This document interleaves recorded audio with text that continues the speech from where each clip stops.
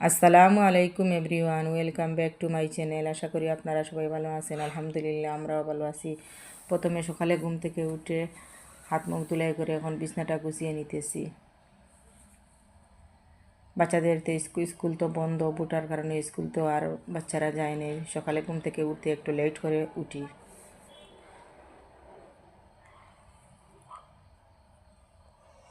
তারপরে আমার বিছনাটা গুছানো হয়ে গেছে। এখন সকালের নাস্তা বাস্তা তোমাদের সাথে আর অ্যাড করলাম না, দুপুরের রান্না থেকে শুরু করলাম। প্রথমে তো সরিষার তেল দিয়ে পেঁয়াজ রসুন দিয়ে মশলাটা ভালোভাবে কষাচ্ছি, হলুদের গুঁড়া, মরিচের গুঁড়া, ধনিয়ার গুঁড়া দিয়ে। আর মশলাটা ভালোভাবে কষানোর জন্য একটু পানিও দিছি, তেল যেন উপরে চিটচিটি আসে। তারপরে মাংস দিয়ে মুগ ডাল রান্না করব। এখন মাংসটা ভালোভাবে কষাচ্ছি।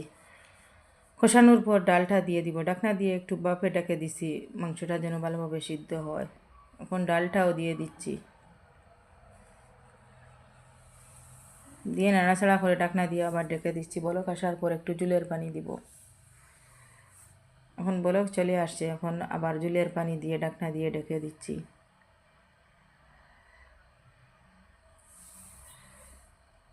এখন বলক এসে গেছে, আমার ডালটা ভালোভাবে ফুটিয়ে উঠে গেছে। আমার ডাল রান্নাটা হয়ে গেছে, মাশাল্লাহ কালারটা অনেক সুন্দর এসেছে। তারপরে মাছটা ফ্রাই করে নিচ্ছি।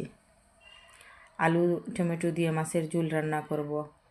প্লিজ যদি তোমাদের ভালো লাগে আমার লাইক সাবস্ক্রাইব করবা, কমেন্ট করবা। মশলাটা ভালোভাবে কষিয়ে নিয়ে হলুদের গুঁড়া, মরিচের গুঁড়া, ধনিয়ার গুঁড়া, পেঁয়াজ রসুন দিয়ে ভালোভাবে কষিয়ে নিতেছি। তারপরে আলুটা দিয়ে একটু জলের পানি দিয়ে আলুটা কষাইব।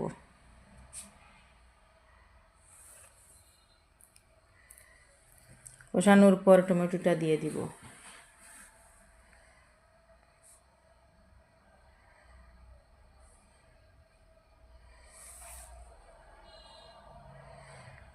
এখন টমেটো আলুর ব্লক এসে গেছে, এখন মাছটাও দিয়ে দিছি, দিয়ে এখন ঢাকনা দিয়ে ঢেকে দেব। এখন টমেটো দিয়ে আলু আমার রান্না হয়ে গেছে। তারপরে ছোটো একটু মাছ চচ্চড়ি করব। প্রথমে তেল দিয়ে তারপরে পেঁয়াজ রসুন দিয়ে মশলাটা, হলুদের গুঁড়া, মরিচের গুঁড়া, ধনিয়ার গুঁড়া দিয়ে মশলাটা কষিয়ে নিব।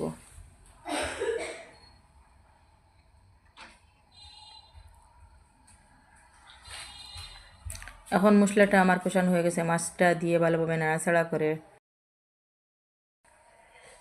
তারপরে একটু জলের পানিও দিব। এখন ঢাকনা দিয়ে ডেকে দিচ্ছি। তারপর মাছটার বলক এসে গেছে, এখন আমার মাছ রান্নাটাও হয়ে গেছে।